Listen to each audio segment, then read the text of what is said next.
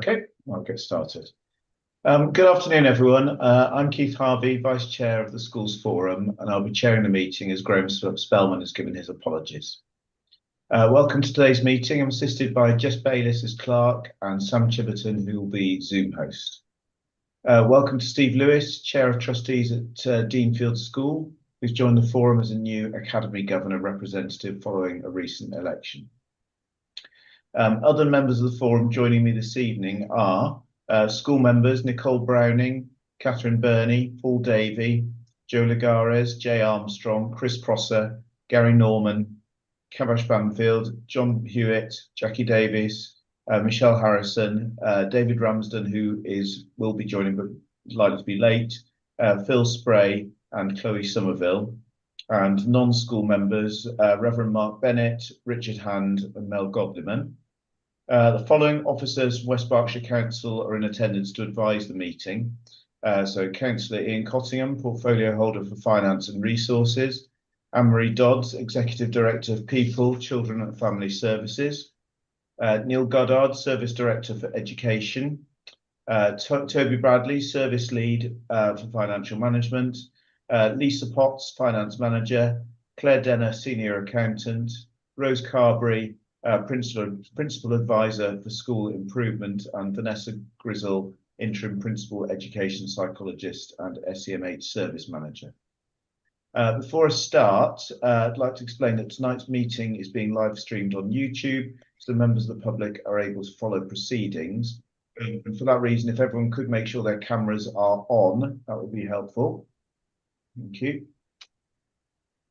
Now, I was going to say something at this point, but oh no, we've got loads of people suddenly coming in. Okay. I'm going to hand over to Jess for any apologies at this point. Yeah, so I've had apologies from Graham Spellman, Councillor Heather Codling, Charlotte Wilson, Julie Lurie, Edwin Towell, David Fitter, and David Ramsden's going to be joining us a bit late this evening. Brilliant, thank you. This is Rose Carberry's last meeting today, so just want to say a big thank you to her for everything she's done for the Schools Forum and for West Berks generally. She's been absolutely fantastic, and we will miss her. And I think Stephen Lewis has just joined us, and I will just re-say again that we welcome Stephen Lewis, who's Chair of Trustees at Deanfield School, who's joined the forum as a new Academy Governor following a recent election. Thanks very much, Keith. Thank you. I'm going to move on to the minutes, item 2, and ask members whether they are willing to accept the minutes of the previous meeting as an accurate record of the meeting. So I propose as Vice Chair to accept the minutes of the meeting held on the 14th of July. Do we have a seconder who was present at that meeting? John, thank you. So we'll now put that to the vote through a show of physical hands on screen, if that's all right. So those happy to accept the minutes will be asked to raise their hand. I confirm they're approved. Great, thank you very much indeed. So item 3 is actions from the previous meeting. To scroll through my thing to actually find that bit on my pack, I'm sorry. But this was the fact that I had written to my MP about the deficit within the high needs budget and asked for a reply, which I did receive on behalf of the Secretary of State. I think my MP is now the Minister responsible for that, actually, as it happens. But that was just there to note, I think. I don't know if anyone had any comments on that. Personally don't think the letter actually said anything specifically, really, which I guess probably was always going to be the case, but okay, fantastic, thank you. So we move on to action 4, which is declarations of interest. Does anybody have any declarations of interest? We haven't had any in advance. Joe? Item 11, deficit schools. Okay, thank you. Thank you, Joe. And item 5, membership, Jess. Okay, so just a couple of updates. So Jackie Davies' term of office was due to end in October, and she's confirmed that she's okay to continue for a further term. And also Charlotte Wilson's term of office was due to end at the same time, and she's consulted with Academy colleagues and has confirmed she's willing to continue for a further term as well. Great, thank you very much. Now I'm looking on my screen. I can't see Paul Davey at the moment, unless I'm mistaken. He is Yeah, here. I am here. I'm Yeah. sorry, I have a problem with my camera. Ah, right, okay, fantastic. So I'm going to hand over to Paul Davey to introduce item 6, which is the Schools Forum Task and Finish group. Over to you, Paul. Yeah, again, please accept my apologies, everybody, but my camera has gone US on me, and therefore you get an ugly image of me rather than the real thing. But I trust that you can hear me okay? Yeah. Yes, we can. Thank you. So the Task and Finish group was formed earlier this year in order to take a look at the way that the forum operates and some of the functionality and things that we were getting involved in to try to improve the effectiveness of the forum for all participants. The initial report back came to the previous meeting, as you have seen from the minutes from last time, and the final piece of work is coming to this meeting. I think that on the whole, the Task and Finish group felt that there was an opportunity to refocus our attention on exactly what the forum is here for, to think about how that function can be enhanced and improved on through better dialogue and conversation across the whole forum. There were some anomalies that we felt needed to be ironed out, one of which was the anonymity and lack of transparency around the Heads Funding Group, which you'll see has been proposed that we can that we should change the way that is handled in order to increase the transparency and inclusion that the value of that group really represents to us. I think there's nothing particular more to add unless anybody's got any questions. I'd be very happy to deal with them. Thank you. Does anyone have any questions or comments regarding that item?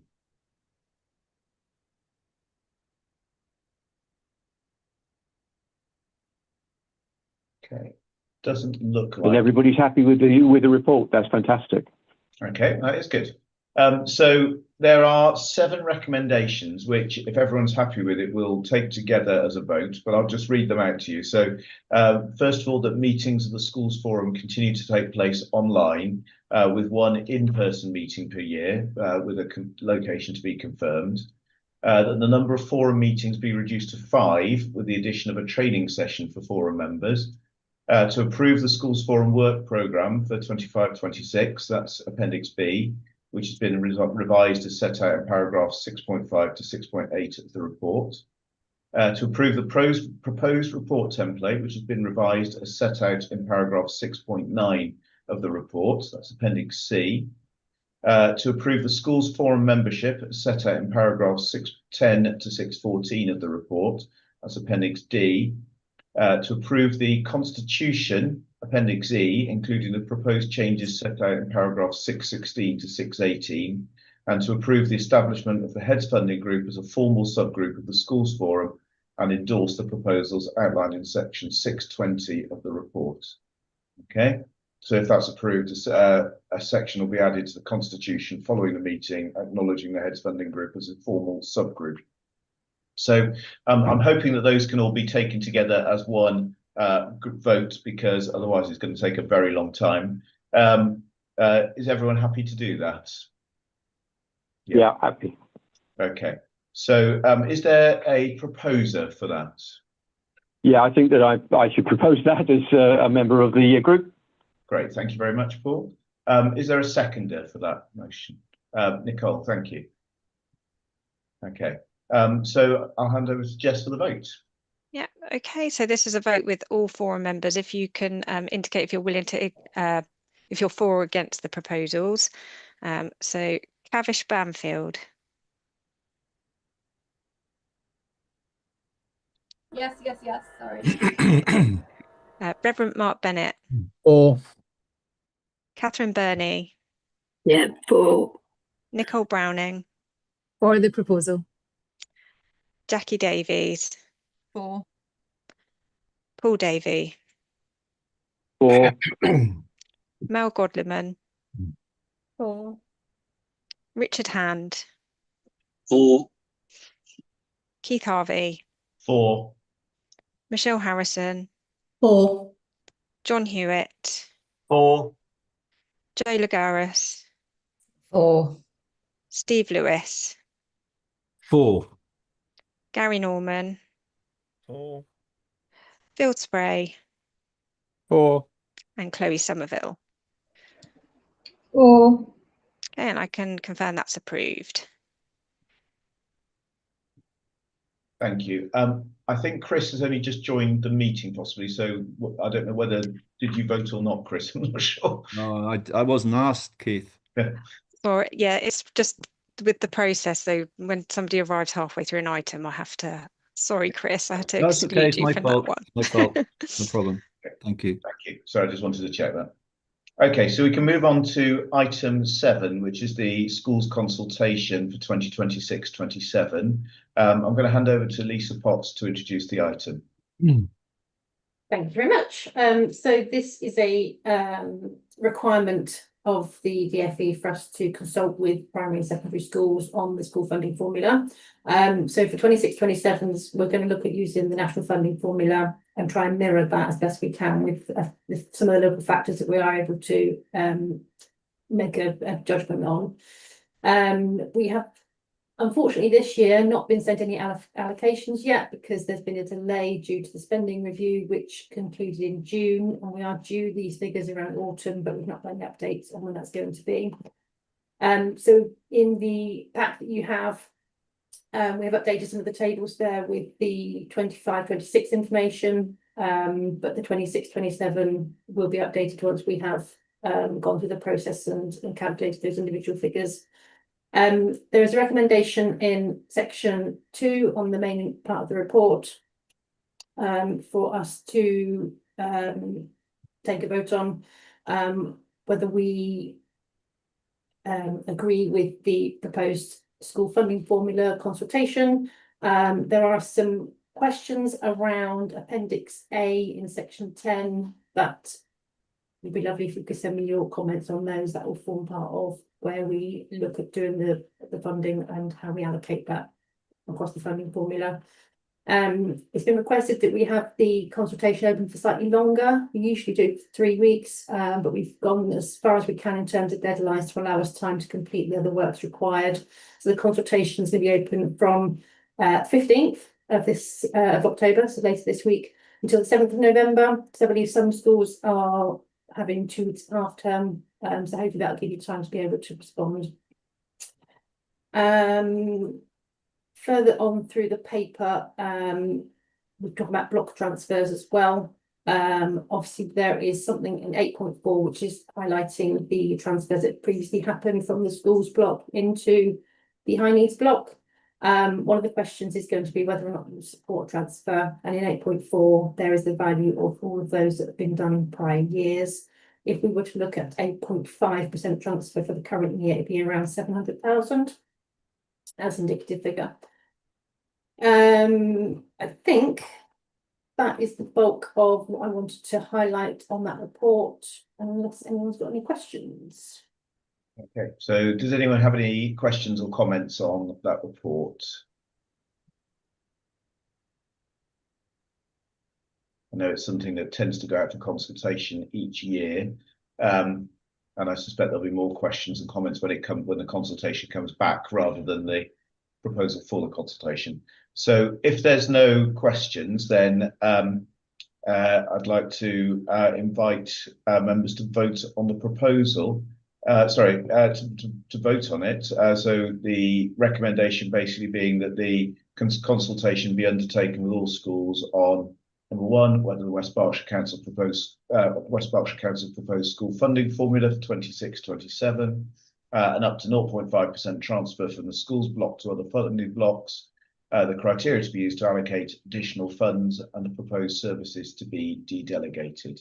And I'll ask for a proposer first of all for that. Phil, thank you. And someone to second that, please. Mark, thank you. And I'll hand over to Jess for the vote. Yeah, okay, so this is with all forum members again. If you can indicate if you're for or against the proposal. So Cavish Banfield. 4, please. Mark Bennett. 4. Catherine Burney. Yeah, 4. Nicole Browning. 4. Jackie Davies. 4. Paul Davey.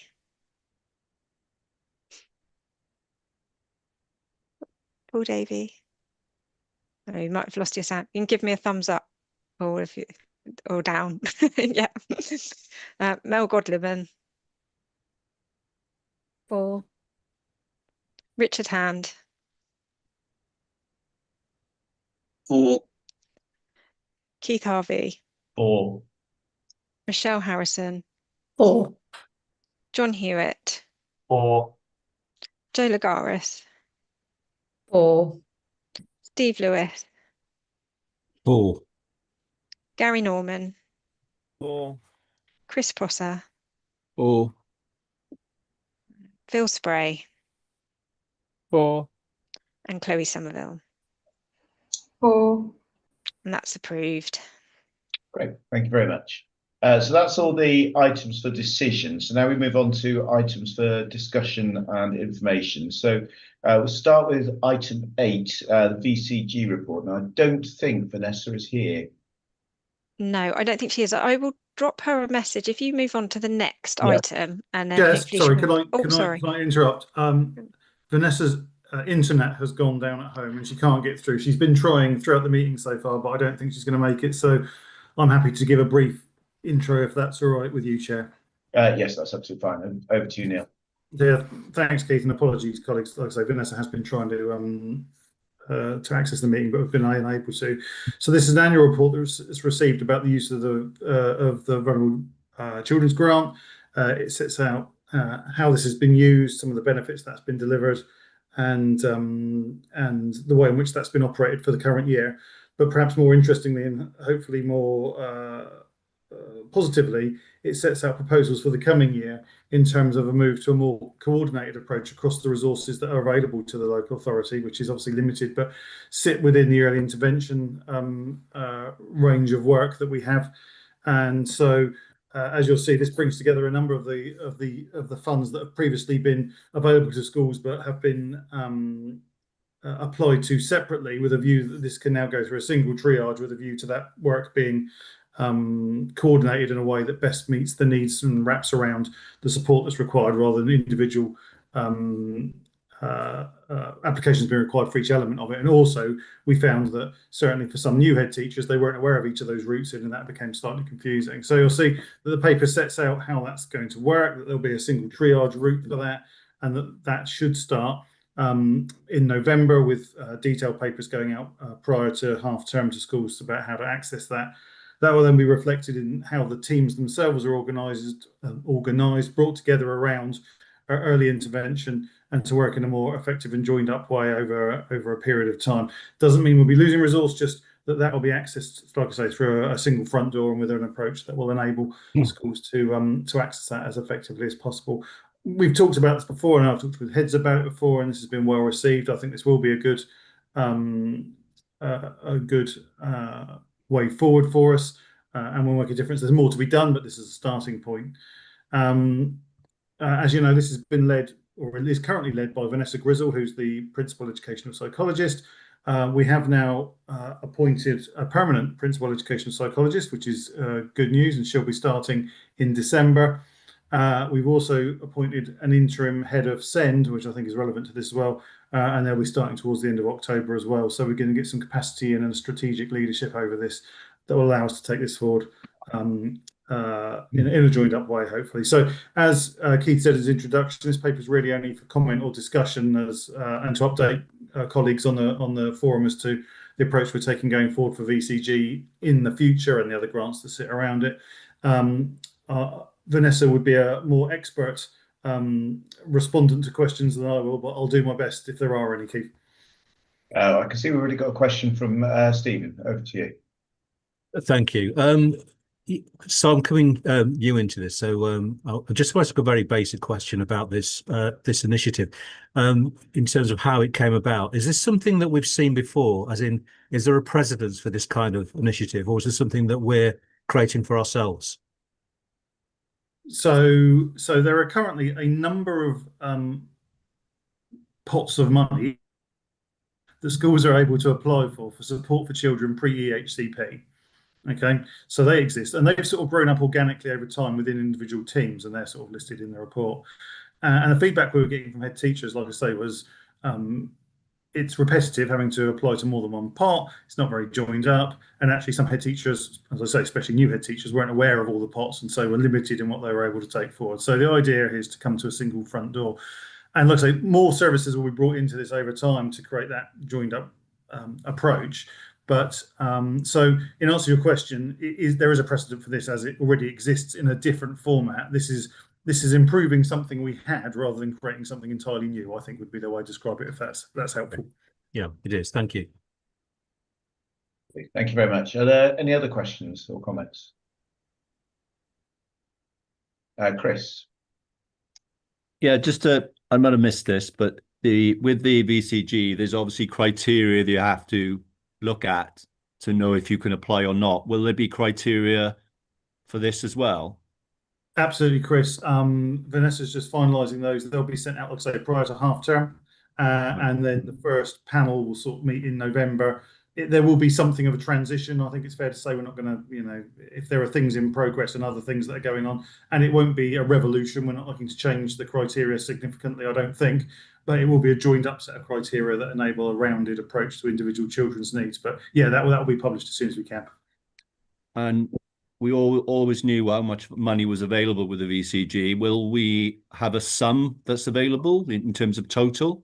Absolutely, yeah. So this for this year, now I'm talking the local authority financial year, you understand, and the DSG obviously financial year. It'll be the amount that was in those pots simply joined together, which, like I say, Vanessa would know off the top of her head, but sadly I don't, so I can't tell you what that is immediately, but we could certainly confirm that.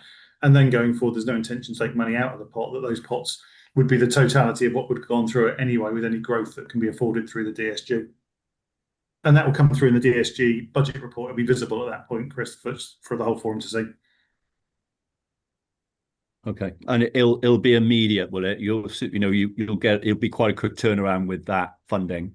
That's absolutely the idea. The panel meet regularly, and the idea is to speed the process up as well. Because, like I say, where head teachers have previously had to apply to 2 or 3 pots, sometimes for children with a spectrum of needs, the idea is that this is one pot. There'll be a triage, and we say, okay, rather than there being 5 different pots to apply to, there's one, and then the criteria will be brought together so that different things can be delivered through a single route, and that can be done more quickly. That's absolutely the idea. Thank you. Great. Thank you, Chris. Jackie. Firstly, I think it's an excellent idea to have a one door approach to this, because I think there's been some like double referrals and stuff going on. Will it be triaged by a panel, did you say, Neil? And that panel is not just admin. That's not just an admin panel. That's a skilled panel. Okay. And the other thing, just really to echo what Chris was saying, I think speed of response will be critical, because at the moment heads can get to those services fairly rapidly, but this might delay how quickly you can get a response, and that would be critical, I think. Yeah, Jackie, I understand that, and the panel will meet regularly to try and minimise any delay. I do think there's still the opportunity for heads to talk directly to services. This is not meant to be putting a blocker in the way. It's just ensuring this is consistency and certainty going through the allocation of resources front. But the advice, expertise, support will still be there in the same way that it is. And the person you phoned last week will be the person you phoned after this sort of thing. And over time that will develop. But yeah, taking both yours and Chris's point, this is no use if it takes 6 weeks to get to a point of allocation. It's got to be quickly. Okay. Thank you, Jackie. Any other comments? Okay. All right, well, we'll move on to item 9 now. I think this is the first time this has come to Schools Forum. So this is the education budget monitoring, which Schools Forum isn't directly involved with, but is coming for information to Schools Forum. And I think, Lisa, I think I'm handing over to you. Yep. So I think this was requested from a previous meeting to show the position for the education service we provide from the council budgets rather than from the DSG. So this currently is showing the Q1 outturn position that we have from the end of June.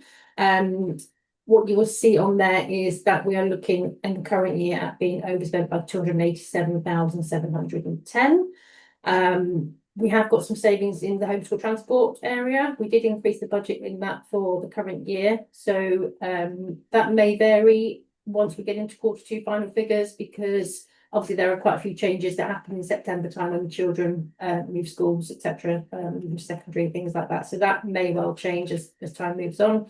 A couple of the other areas just to note is that the management and strategy pressure there is mostly from a efficiency target we've not been able to allocate across to different teams. And one of the big issues with the trading services is where we are currently unable to trade with the education psychology service, which has caused us a pressure. The table at the top, there are also figures from last year.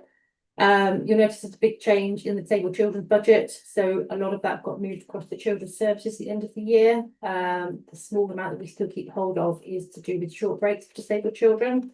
And that was obviously a big chunk of what we overspent by the end of last year.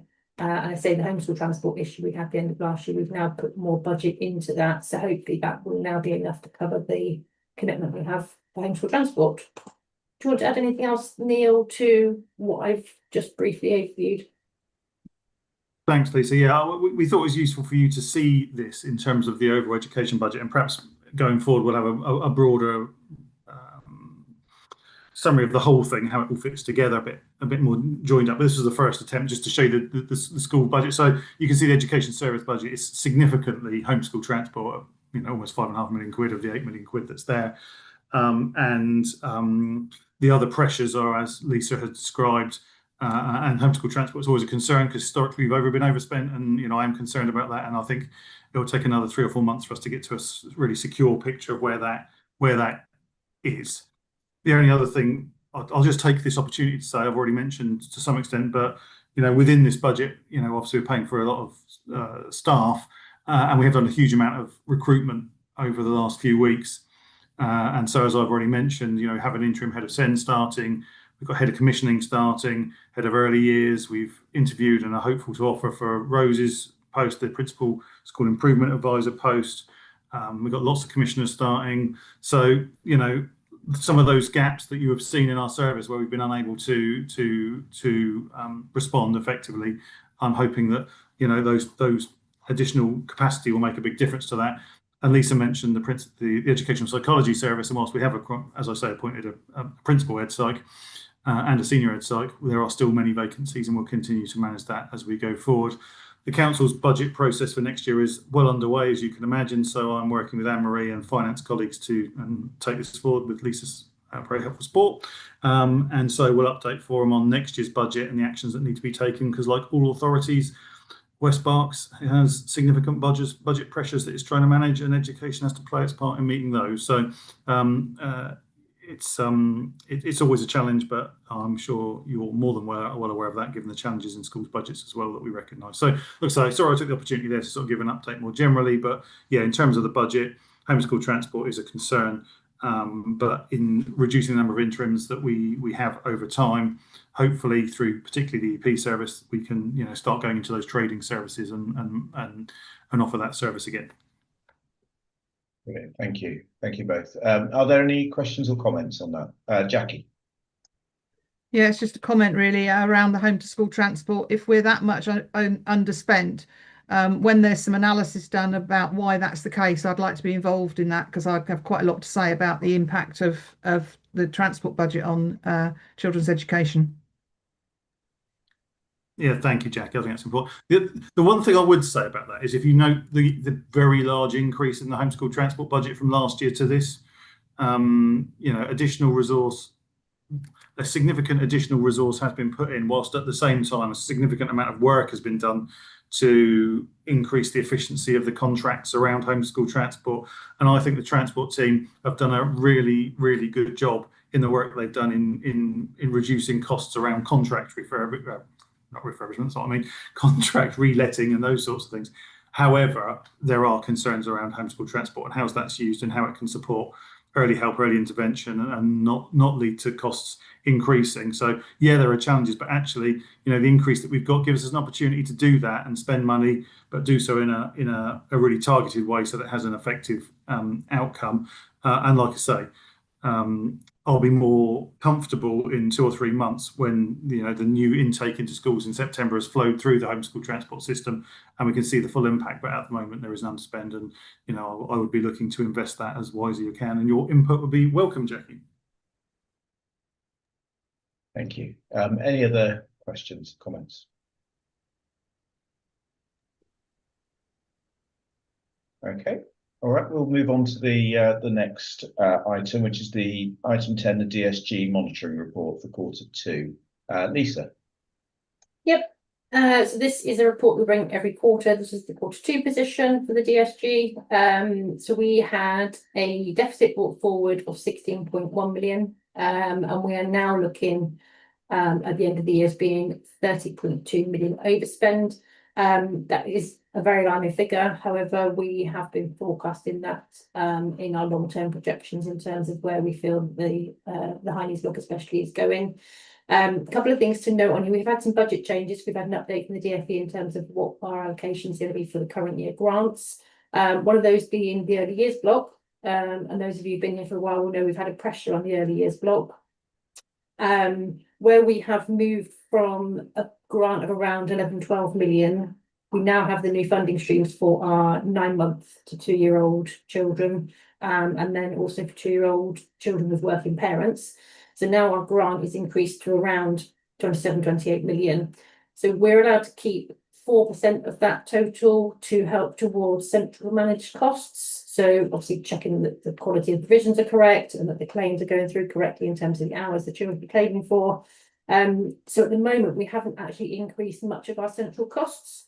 So, obviously I know my maths, but 4% budget on a 27 million pound is far more than 4% on a 12 million. So we're hoping we do know that there's going to be at least 300k towards that deficit, bringing that down. Potentially there could be more, but the difficulty we've got at the moment is that some of those new funding streams only started in September. So we need to understand more about the trends of those hours before declaring anything further than that. The high needs block, we had a big change there due to Brookfields. So when we originally set the budget, Brookfields was still part of our allocation of funding, but since they've now academised, their funding goes direct to them from the DfE. So now we've had an update from the DfE in terms of allocation. That's what that 2 million difference is there. It just means the money's gone direct to the school rather than via us. So the target or the current forecast is 30.2 million for the end of this financial year. Any questions? I have a question before we take any others. So just in terms of the Brookfields funding, obviously from us that was set out as in a formula that was put together in terms of placements. Is it the same funding that would have gone directly, or will it be a different formula? Yeah, it's the fund. So they get £10,000 per place for the number of places they've got confirmed on their roll. So they have just like 218, I think it is, places. So it's their place fund that's gone direct to them. Other costs for top-up funding will still come via our top-up budgets. So it's just the place funding that's gone direct to them rather than going through us. Okay, thank you. Any other questions or comments? Okay. All right, then we'll move on. And it's you again, Lisa, I think, for the deficit schools recovery. It sure is. I've got more today. So this is a overview of where we are currently with our deficit schools. We have currently got 10 schools with licensed deficits and 3 who have put their submissions in, but we haven't yet had a meeting to discuss whether they can be licensed or not in the current year. So the total deficit for those 10 that we have licensed is £945,900, and that is detailed in table 4.3 and how they're looking to recover that over the next few years. And also there's some information around how that license has been granted for those schools and how they've come to get into a recovery position. There tends to be a similar reasonings behind these deficits in terms of falling pupil numbers or additional high needs children who need more support, increase in costs and lower income. It tends to be the same sorts of things that we've seen for the last few years. The difficulty is now we're seeing more and more schools getting into that position. Again, it's just for information. So has anyone got any questions on that one?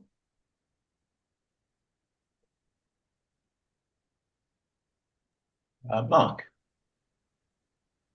Yes, I was looking through because you were there's talk in there about the pressures on schools and the good decision making and so forth, and there's a couple of things in there that I wanted to just tease out. One is that it says that schools with kind of professional and qualified business managers do better, but that's an additional cost as well, and finding good people to do those jobs, because there's quite a lot of technical competence and knowledge required. That's a challenge, and I've raised in this forum before the extent to which business managers are under pressure, and this is also something you've referred to, because they end up owning these situations rather than the governors and senior leadership team, and they can feel it very personally. So that was one aspect of it. The other aspect was that one of the things that's referred to is a reluctance to join year groups, and I know from one of the schools I'm involved with that we did that in order to save some money a few years ago. And it involved a huge amount of work replanning the curriculum. So there was extra pressure on existing staff. And when that joint group was going through to another year group, we wanted to do it significantly earlier in order to make sure the planning got done. So there are operational considerations there. I know parents will never like joining the groups, but there are operational considerations for the school as well. But what I really wanted to teach and sharing practice in that, and supporting the operational aspects might be a thing that we have that it would be useful to think about.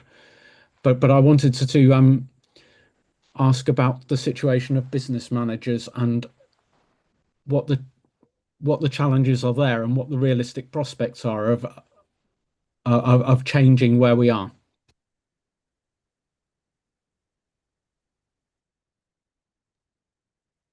Lisa, are you able to answer on that?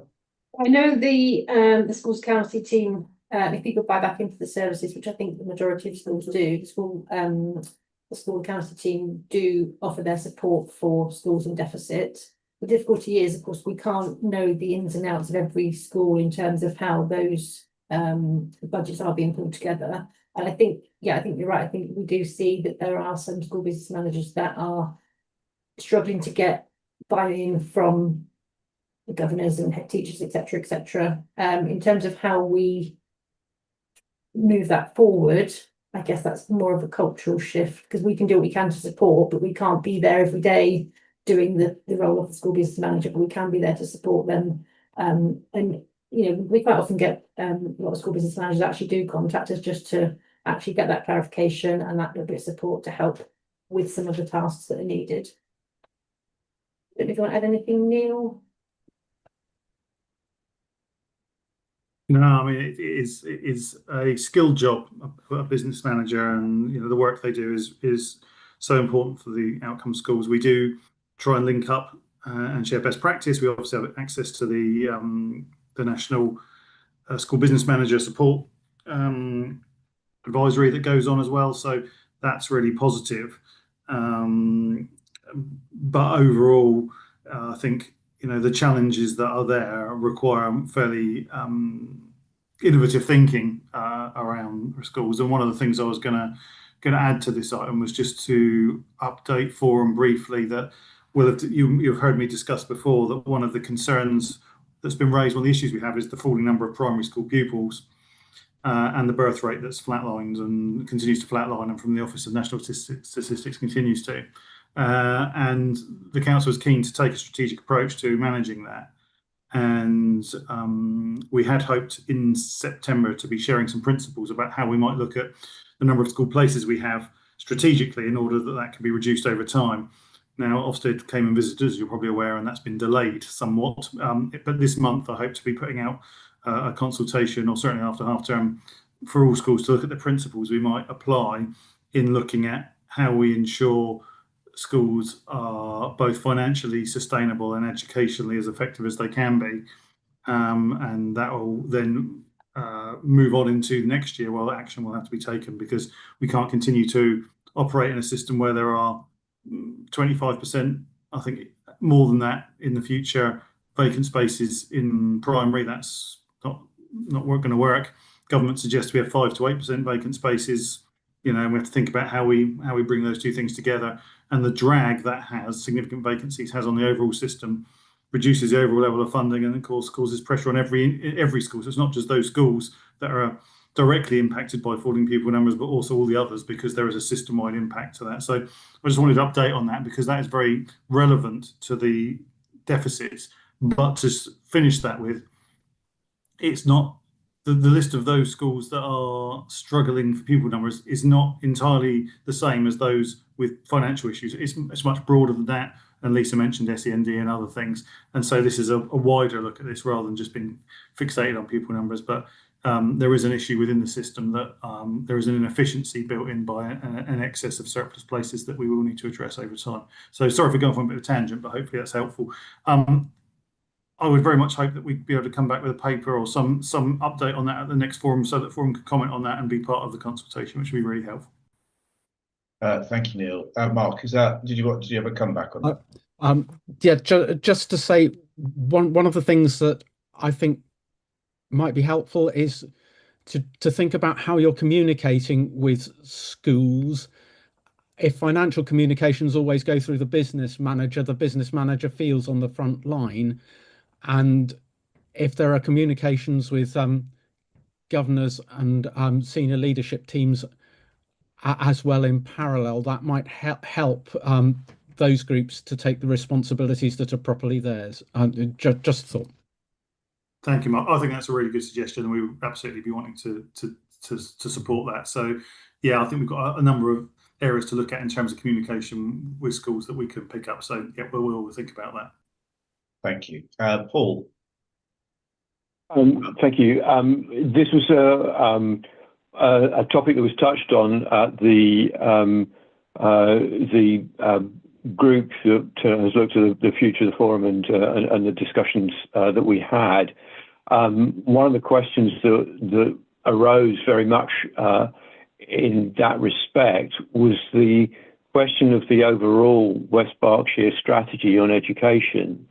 And providing some kind of a framework that the forum and the schools within the forum or within the whole of West Berkshire might be able to understand, contribute and consider whether A, the strategy makes sense, and B, how that might be achieved relatively painlessly, rather than that sense of it being them and us, or an imposition coming from the outside. And I think that there's some work to be done here. And I know Neil is sympathetic to the idea, but there's some work to be done both at a political level as well as at the forum and the officer level to try to have some kind of a strategy over time. I just wondered whether, Neil, you wanted to add any further comment on that. No, thank you, Paul. It's a very good point. We are very aware that there is not an overarching education strategy, but there's not an overarching children's strategy at the moment, and there should be as well. So we have strategies within social care, for example, children's social care. We've got the SEND strategy and all those sorts of things that have been done on the basis of ensuring there is some level of clarity around really key areas. So I think, falling out of delivering better value, we needed a SEND strategy that fell on from that, and we've got that, and we've got the action plan that goes with it. I know Anne-Marie is really keen to take forward the higher level strategies, and I am confident that with the investment that's been made in the recruitment I talked about earlier, the capacity to actually move that forward will come along. In terms of managing, I think you were referring specifically to the place numbers issues. Yeah, absolutely. There's briefing that's going to go to councillors about that. We're taking it step by step. We're being very clear at each stage that decisions are made, and there's no pre-decision within this. And we'll manage that through as quickly as we can. And I think the principles that we share will kind of set out the strategy that we want to move towards in a broad format that sets out what that will look like. But again, and I've said this to primary heads and to other groups that I've met with, this cannot be done without there being an impact in some areas, and we need to be aware of that, and we need to manage that as carefully as we can. And as you said, be empathetic towards the impact that's going to have. But there are a significant political input to this. And I don't think Heather could make it today, could she? So there is a comment that will have to come from portfolio holder to comment on how the politics of that will run. But like I say, we're trying to be really consultative. This will go out. Like I say, I'm sorry it's about a month late, but that's because Ofsted came in and took over the world for a bit. So we'll do our best. Thank you, Paul. I think. So just come back. Sorry. Yeah, sorry, Keith. I just wanted to add in again in our conversations. I mean, I think the sense that this group is actually an incredibly powerful resource to be used that could be used much more effectively in looking at the wider picture and the needs and the directions that we want to take within that kind of a strategic framework. And I would just urge everyone to think about how we can more effectively contribute as the forum and with all of the different aspects of the education system that we represent, whether it's senior or junior or primary schools, early years and so on. But also you've got people from industry and people from education and also political backgrounds and financial backgrounds here. So it's a very rich vein of resource if we can make it work properly and effectively to bring to bear on the challenges that it's not going to get any better, is it? Let's face it, it's only going to get harder over time. Thank you. Thank you, Keith. Thank you, Paul. Michelle. Sorry, I just wanted to ask a quick question, just going back to support of deficit schools, speaking personally and more broadly. With the retirement of Sarah, who was a key support for deficit schools, I just wondered what the plans were, or if there are plans for expanding the team, replacing her. I'm just conscious that the deficit schools are increasing, and her support was key, really. Lisa or Neil, I'm not sure. I guess that would come to me. At the moment, we are trying to look at a approach that will ensure that more people are trained up to be able to help support our deficit schools, so that it's not just one resource. So there's not going to be a specific dedicated resource, but we are going to be looking at ensuring that other team members are able to be able to support the schools in the same way. And yeah, share your concerns around the fact that the numbers and the values of the deficits are increasing. Great, thank you very much. Okay, right, should we move on to item 12, which is the contracts forward plan? This really is just to note the contracts forward plan, but if anyone's got any questions or comments about it, speak now. No, don't think so. So I will move on to item 13, date of the next meeting, which is Monday, the 1st of December at 5. Now, we said that we've just agreed that within the new constitution, that we'll have one in-person meeting each year. I suppose the question is whether it is that one or whether we try for a different meeting. I mean, I know I personally would rather the December one probably not be, because it tends to be quite a busy time of the year. But maybe sort of February-ish might be better. I don't know, but I don't know what anyone else's thoughts on that are, but I would personally rather leave the beginning of December as online. I can see Nicole nodding and Chris. So yeah, okay, perfect. Thank you. We'll leave this one online for now. Thank you. And therefore, I think we've finished the meeting. So I'll declare the meeting closed. And just wait to see if host confirms that broadcasting has been stopped. Yes, I can confirm the live stream's being finished. Brilliant. Thank you very much indeed. Thank you, everyone.